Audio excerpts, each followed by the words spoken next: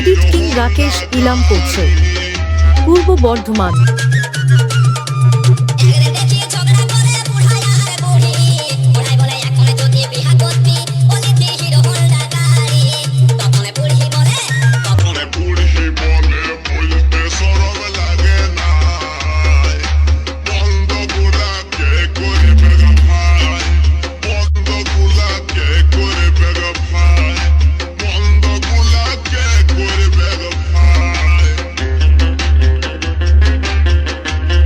Edit king Rakesh ইলাম করছে পূর্ব Bardhaman. Piyush recording.